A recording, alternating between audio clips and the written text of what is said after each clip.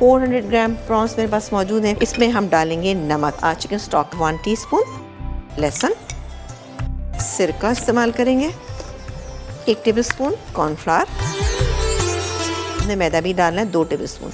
ये डाल के इसको मैं मिक्स करके यहाँ पर रखती हूँ। प्रॉन को मैं फ्राई करके निकालती हूँ, फिर हम सॉसेस एक बना लेंगे। तेल लेना होगा 1 टेबलस्पून साबुत लाल मिर्च, तो हम मिक्स कर लेते हैं।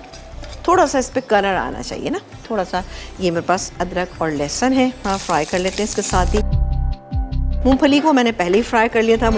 थोड़ा सा सिरका, सोया सॉस 1 टेबलस्पून, फ्राई किए हुए ये मेरे पास जो प्रॉन्स रखे ये गए, इसको हम मिक्स कर दें और साथ चिकन स्टॉक कॉर्नफ्लावर में मिक्स करके ना हम इसके अंदर शामिल करेंगे।